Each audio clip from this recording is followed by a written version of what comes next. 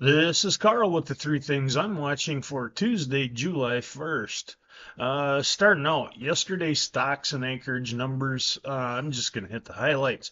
Did not see a lot in stocks. We came in pretty much as expected.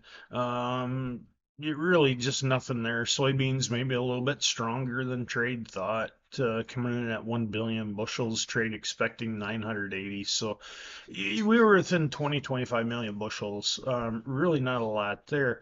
Acreage side, few more questions. The one number that comes out, the USDA always does list, or at least has for the past several years here, the unplanted acres when the data was collected for the report. And this was as of June 16th, we had 3.63 and 11.5 million unplanted acres in the U.S. 3.63 million corn, 11.5 million soybeans.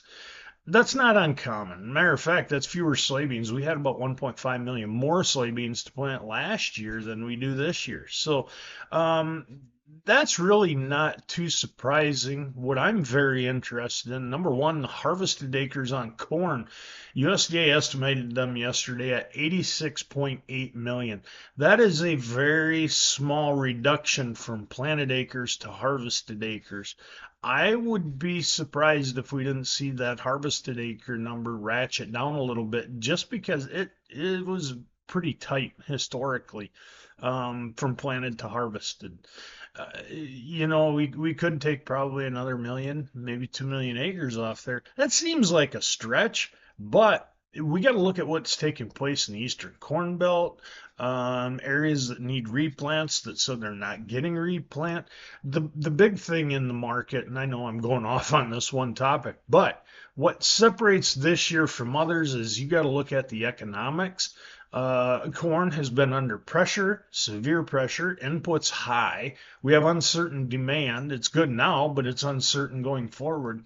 Not a lot of incentive to really push acres if we needed to this year, and that's where I think the harvested acres may slip a little bit.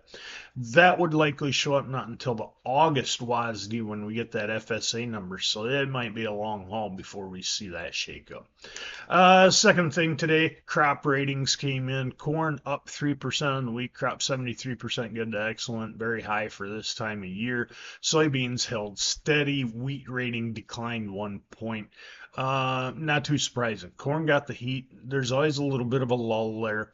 If we hold the weather the way we are and keep getting rains, them ratings should remain high. But a lot of forecasts starting to add heat in and take some precip out. So could be a little bit dicey moving forward. We'll watch that closely.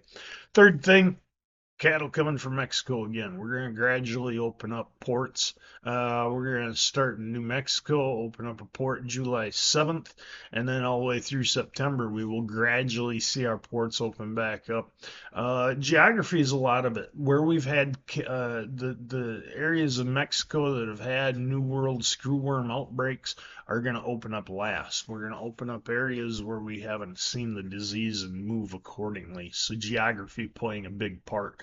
Like I said, we'll start in July here, start next week, and then the border opening will run through September. So don't expect a big flood of cattle across the board from Mexico, but I got a feeling that we'll probably speed that process up. Those are the three things I'm watching today.